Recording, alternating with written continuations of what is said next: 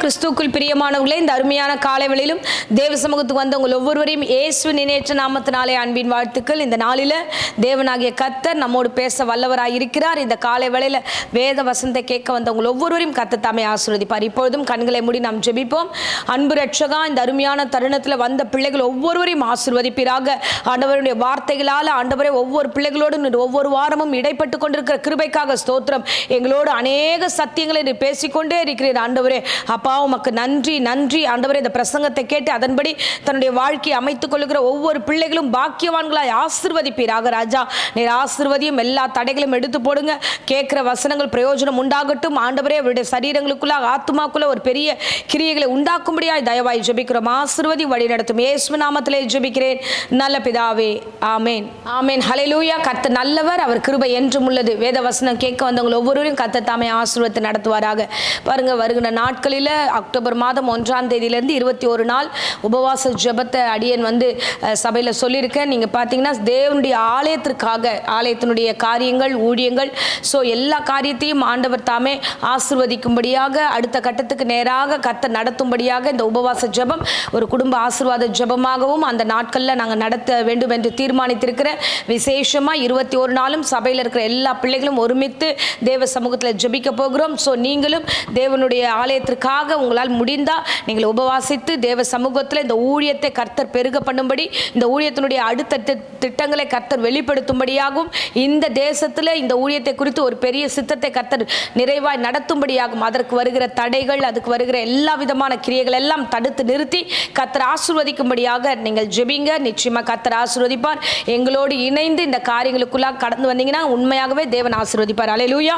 நாம் எல்லோரும் சேர்ந்து தேவ ராஜ்யத்தை நாம் கட்டுவோம். ஆமென். ஸோ இன்றைக்கும் இப்பொழுதும் கர்த்தர் தாமே நம்மோடு பேசுகிற வேத வசனத்துக்கு நேராக நம்முடைய கவனத்தை திருப்புவோம். பிரசங்கி 3ஆம் அதிகாரம் 12ஆம் வசனத்தை நாம் வாசிப்போம். மகிழ்ச்சியாய் இருப்பதும் உயிரோடு இருக்கையில் நன்மை செய்வதுமே அல்லாமல் வேறொரு நன்மையும் மனுஷனுக்கு இல்லை என்று அறிந்தேன். ஆமென். ஹல்லேலூயா, ஹல்லேலூயா. கர்த்தர் நல்லவர். சாலமோன் ஞானி சொல்லுகிறார், நான் உயிரோடு இருக்கும்போது எதை நான் புரிஞ்சுக்கிட்டேன் அப்படின்னா, ஒரு மனிதன் உயிரோடு இருந்தா மகிழ்ச்சியா இருப்பதும் நல்ல காரியங்களை செய்வதை அன்றி வேற ஒன்றுமே இல்லை என்பதை நான் உணர்ந்து கொண்டேன் என்று அவர் சொல்லுகிறார். ஹல்லேலூயா. இந்த நாட்களில் உண்மையாகவே ரொம்ப ஃபாஸ்ட் உலகம், இந்த உலகம் பயங்கரமா ஓடிக்கிட்டு இருக்கு. எதையோ சாதிக்கணும்னு எல்லா ஜனங்களும் புறஜாதிகள் ஓடிக்கிட்டே இருக்கிறாங்க. பாவத்தில் ஓடுகிறார்கள், அநியாயத்தில் ஓடுகிறார்கள். ஸோ நிறைய காரியங்கள் பார்த்தீங்கன்னா துக்கத்தோடு போராடி கொண்டிருக்கிறார்கள். அநேக வியாதிகளோடு போராடுகிறார்கள். இந்த போராட்டம் ஓடிக்கிட்டே இருக்கு. இந்த போராட்டம் எல்லாருடைய வாழ்க்கையில் நிம்மதி இல்லாமல், தூக்கம் இல்லாமல் ஓடிக்கிட்டே இருக்கிறாங்க. கொஞ்சம் நிதானமாக நின்று தேவன் எதற்காய் நம்மை கொண்டு வந்தார், தேவன் நம்ம இந்த உலகத்தில் என்ன அனுபவிக்க வேண்டும் என்று கொண்டு வந்திருக்கிறார் பாருங்க. தேவ அழைப்பு மாறாதது. அல்லேலூயா. தேவன் ஒவ்வொருவரையும் அழைத்திருக்கிறது துன்பப்படவோ இல்லைன்னா உபத்திரவப்படவோ, பிரச்சனையில் நம்ம வாழணுன்றதுக்காக தேவன் அழைக்கல. மன மகிழ்ச்சியா இருப்பதையும் நல்ல காரியங்கள் அவர் என்ன செய்தாரோ அந்த நற்கிரியைகளை நாம் செய்கிற பிள்ளைகளா இருக்க வேண்டும் என்பதே தேவனுடைய திட்டமா இருக்கிறது. ஆமென். அல்லேலூயா. என் தேவ அழைப்பு பார்த்தீங்கன்னா, தேவன் ஒவ்வொருவருக்கும் வைத்திருக்கிற அழைப்பு ஆச்சரியமானது. தேவ சமூகத்தில் அந்த அழைப்பை பெற்றுக்கொண்டு நாமும் மனமகிழ்ச்சியோடு நம்முடைய ஊழியங்களை நிறைவேற்றணும், மனமகிழ்ச்சியோடு குடும்பங்களை நடத்த வேண்டும், மனமகிழ்ச்சியோடு நமக்கு கொடுக்கப்பட்ட இந்த கெரியரில் நல்ல சாட்சியாய் நாம் வாழ்ந்து காமிக்க வேண்டும். ஆமென். அல்லேலூயா. அடுத்ததாக நல்ல காரியங்களும் நன்மையானவைகளையும் நாம் செய்கிற பிள்ளைகளாய் வேத வசனம் சொல்லுகிறது. எபேசியர் 2ஆம் அதிகாரம் 10ஆம் வசனத்தில் நம்ம வாசிப்போம். ஏனெனில் நற்கிரியைகளை செய்கிறதற்கு நாம் கிறிஸ்து இயேசுவுக்குள் சிருஷ்டிக்கப்பட்டு தேவனுடைய செய்கையாய் இருக்கிறோம். அவைகளில் நாம் நடக்கும்படி அவர் முன்னதாக அவைகளை ஆயத்தம் பண்ணி இருக்கிறார். ஆமென். ஹல்லேலூயா. கர்த்தர் நல்லவர். பாருங்க, ஒருவரும் பெருமை பாராட்ட இங்க எந்த இதுவுமே இல்ல. தேவன் என்ன வச்சிருக்கிறார்னா, நற்கிரியைகளை செய்வதற்காக கிறிஸ்து இயேசுக்குள் நாம் சிருஷ்டிக்கப்பட்டிருக்கிறோம். நல்ல காரியங்களை செஞ்சா அதுவே மன மகிழ்ச்சியை உண்டாகும். ஹல்லேலூயா. இன்னைக்கு துக்கப்பட்டு நிறைய காரியங்கள், எனக்கு அது கிடைக்கல, இது கிடைக்கல, இது நடக்கல, அது நடக்கல, என் வாழ்க்கை இப்படி ஆயிடுச்சு, இது கட்டி எழுமிக்கல, இப்படியே துக்கப்பட்டு இருக்கிறோம். இல்ல என் தேவனுடைய காரியங்களுக்குள்ளாக நீங்க நல்ல காரியங்களை செய்யும் பொழுது தேவனாகிய கிறிஸ்து மனமகிழ்ச்சியா உங்களை நடத்த வல்லவராய் இருக்கிறார். ஆமென். சோ ரட்சகராக இயேசு கிறிஸ்து இந்த பூமியில அவதரித்து தன்னுடைய காரியங்கள் நிறைவேறும்படிக்கு, தன்னுடைய ஊழியம் நிறைவேறும்படிக்கு எல்லாவற்றையும் நேர்த்தியாய் அவர் செய்து முடித்து அவர் கடந்து போகும்போது தன்னுடைய சீஷரிடத்தில் அந்த காரியங்களை ஒப்பு கொடுத்தார், தம்முடைய பிள்ளைகளுக்கிட்ட அந்த ஒப்பு கொடுத்தார். இன்றைக்கு இந்த பிரசங்கத்தை கேட்கிற அருமையானவர்களை உங்களிடத்திலும் என்னிடத்திலும் ஆண்டவர் அந்த காரியங்களை ஒப்பு கொடுத்து கடந்து போயிருக்கிறார். ஆமென். அல்லேலூயா.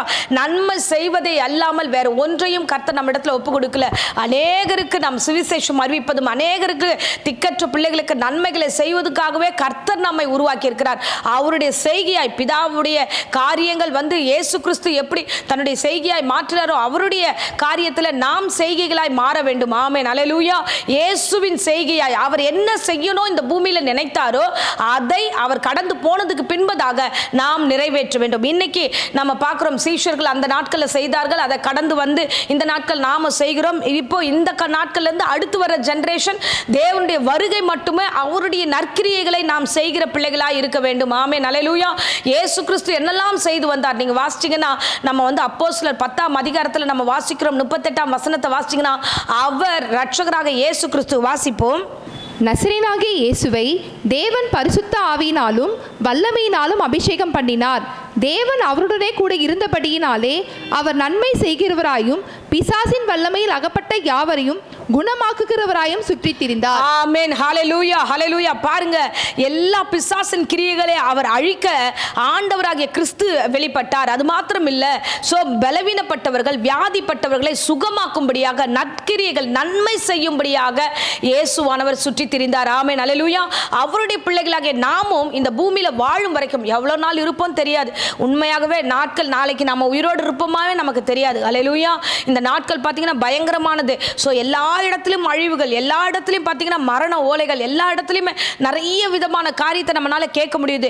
ஸ்பெஷலி நம்ம மெடிக்கல் சம்பந்தமா சில விஷயங்களை பார்க்கும்போது நிறைய கேன்சர்களை நம்ம கேள்விப்படுகிறோம், நிறைய வியாதிகள் மரணத்துக்கு எதுவாய் உருவாயிருக்குது. அப்போ நாளைக்கு நம்ம எப்படி இருப்போம், எந்த வழியில் நடப்போம் எதுவுமே தெரியாது. ஆனால் உயிரோடு இருக்கும்போது நம்ம என்ன பண்ணலாம்? இப்போ பலத்தை கொடுத்திருக்கிறார். என் இயேசுவானவர் எல்லாவற்றிலும் நன்மை செய்கிறவராக சுற்றி திரிந்தார். அதை கர்த்தர் நமக்கு கற்றுக் கொடுத்திருக்கிறார். நாம செய்கிற நன்மை நம்மை உண்மையாகவே காப்பாற்றும். அல்லேலூயா.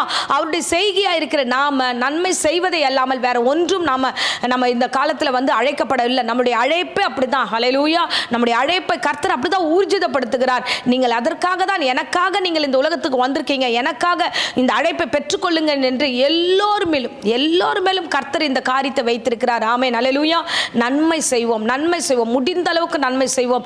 என்னென்ன காரியங்கள் உங்கள் வீடு பக்கத்தில் உங்களால் செய்ய முடியுமோ, என்னென்ன காரியங்கள் உங்களுக்கு கண்களுக்கு தெரிந்தவங்களுக்கு மத்தியில் செய்யக்கூடிய சூழ்நிலைகள் வருமோ அதை உங்கள் முழு பலத்தோடு நீங்கள் நன்மை செய்கிற பிள்ளைகளாய் காணப்பட வேண்டும். ஆமென். அல்லேலூயா. அன்பு பிள்ளைகளே, இந்த காலை வேளையில் தேவனாகிய கிறிஸ்து உங்களிடத்தில் வந்திருக்கிறார். அழைப்பின் நோக்கத்தை புரிந்து கொள்ளுங்க. இந்த பூமியில் உங்களை அழைத்திருக்கிறார். இந்த பூமியில் நன்மை செய்கிறவர் உங்களை அழைத்திருக்கிறார். அவர் நன்மை செய்தார், அதை நமக்கு முன்னோடியாக ஆண்டவர் வைத்திருக்கிறார். ஆமென். அல்லேலூயா.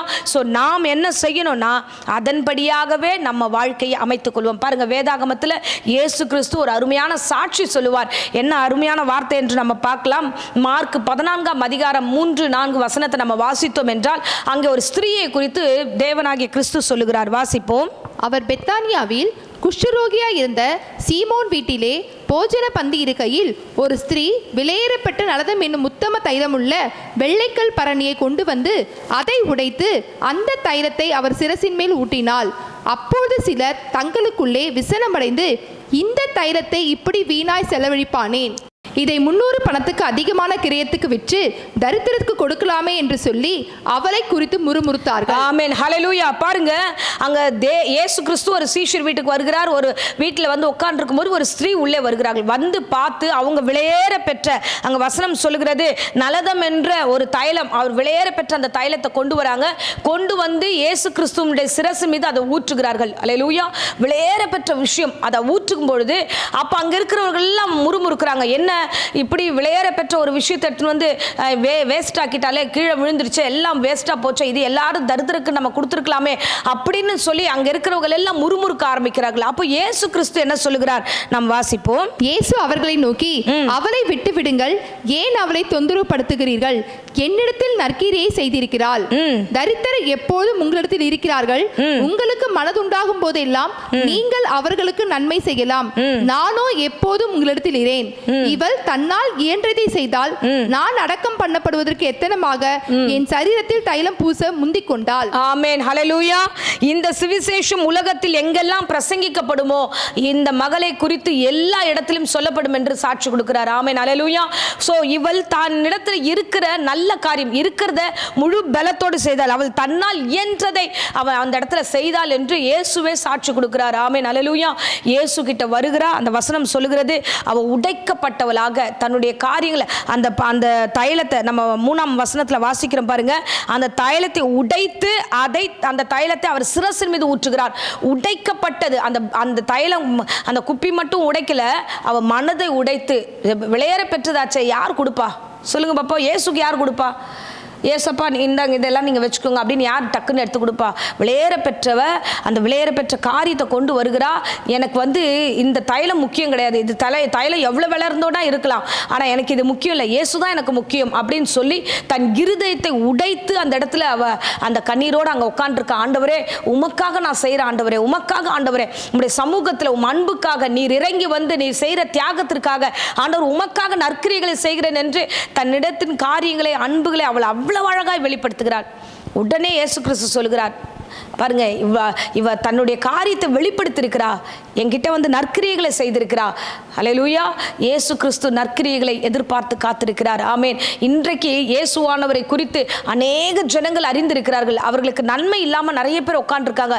நீங்க கிறிஸ்துவின் பிள்ளைகளா இருக்கிற நீங்க அவர்களுக்கு உதவி செய்யும்படியாக, நன்மையான காரியங்களை செய்யும்படியாக கர்த்தர் அழைத்திருக்கிறார். ஹல்லேலூயா, ஹல்லேலூயா. கர்த்தர் நல்லவர். நல்ல கிரியைகளை கர்த்தர் என்கரேஜ் பண்றாரு. சொல்றாரு, ஏமா என் செய்கையா இருக்கிறமா, அந்த பிள்ளை வந்து என்னை பார்த்து எனக்கான காரியத்தை ஒப்பு கொடுக்கிறா. இயேசு கிட்ட இந்த தைலத்தை கொடுத்துலாம். இயேசு இது மகிமைப்படுகிற நேரம், இது இயேசு தன்னுடைய காரியமாய் வெளிப்படுகிற நேரம். இந்த இடத்துல என்னுடைய காரியம், என்னுடைய பொருள் அவருக்கு பயன்படும் என்று ஒப்பு கொடுத்திருக்கிறா. ஹல்லேலூயா. உங்க கையில இருக்கிறது யாருக்கோ ஒருத்தர்களுக்கு பயன்பட போகிறது, தேவ பிள்ளைகளுக்கு பயன்பட போகிறது. தேவன் உங்க கையில இருக்கிற காரியத்தை குறித்து தான் இன்றைக்கு பேசுகிறார். ஹல்லேலூயா. இன்றைக்கு தேவன் சொல்கிறார், இந்த ஸ்திரீயை குறித்து உலகமெங்கும் பிரசங்கிக்கப்படும். ஹல்லேலூயா. எங்கெல்லாம் அந்த பிரசங்கம் வருமோ அப்பெல்லாம் இவள் செய்த நன்மையும் நற்கிரியைகளும் அநேகருக்கு சொல்லப்படும். ஆமென், ஹல்லேலூயா. தேவனாகிய கிறிஸ்து இந்த காரியத்தில் மனமகிழ்ச்சி அடைந்தார். அதுதான் நம்ம ஆரம்பத்தில் வாசிக்கிறோம். மனமகிழ்ச்சியா இருப்பதும் நன்மை செய்வதும் அல்லாமல் வேற ஒன்றுமே இந்த பூமியில் இல்லை. அந்த ஸ்திரீ மற்றவங்களுக்காக இல்லை, அவ தனக்காக மகிழ்ச்சி. என்ன, என் இயேசுக்கு என் பங்கை கொடுக்குறேன், இயேசுக்கு என்னுடைய ஜீவனை கொடுக்குறேன், இயேசுக்கு என்னுடைய பொருளை கொடுக்குறேன், இயேசுக்கு மனமகிழ்ச்சியா என்னுடைய காரியத்தை ஒப்பு கொடுக்குறேன் என்று இயேசுக்கு தன்னை அர்ப்பணித்தா. ஹல்லேலூயா. கர்த்தர் நல்லவர். பாருங்க, நம்ம வாசிக்கிறோம் மத்தேயு 5ஆம் அதிகாரம் 16ஆம் வசனத்துல வசனம் சொல்லுகிறது. வாசிப்போம். இவ்விதமாய் மனுஷர் உங்கள் நற்கிரியைகளை கண்டு பரலோகத்தில் இருக்கிற உங்கள் பிதாவை மகிமைப்படுத்தும்படி உங்கள் வெளிச்சம் அவர்கள் முன்பாக பிரகாசிக்க கடவது. ஆமென், ஹல்லேலூயா. சோ இந்த நாள் ஆண்டவர் சொல்லுகிறார், உங்க வெளிச்சம் எல்லாருக்கும் வரணும்னா நன்மை செய்கிற உங்க நற்கிரியைகளை அநேகர் பார்க்கத்தக்கதாக. இன்னைக்கு அந்த நற்கிரியைகளே இல்லாம போயிடுச்சு. நிறைய காரியங்களுக்குள்ளாக நம்ம கடந்து போயிருக்கிறோம். இல்ல, இயேசு கிறிஸ்து உங்க நற்கிரியைகளை எதிர்பார்த்து காத்திருக்கிறார். அவர் என்ன செய்தார்? என் செய்கை, நான் இந்த இடத்துல இப்படி இருக்க மாட்டேன், நான் எல்லா காரியத்தையும் இறங்கி நன்மை செய்கிறவராக சுற்றி திரிந்தது போல நீங்களும் உங்களுடைய பொறுப்பை உணர்ந்து கொண்டு நன்மை செய்கிறவர்களாக கடந்து வர வேண்டும். இந்த மக தன்னுடைய காரியத்தை இயேசுவுக்கு ஒப்பு கொடுத்தது போல உங்ககிட்ட என்ன இருக்கோ முழு அன்போடு நீங்க ஊழியம் செய்றீங்களா? செய்யுங்க. உடைத்து ஒப்பு கொடுங்க. முழு அன்போடு தேவ சமூகத்தில் காணிக்கை கொடுக்குறீங்களா?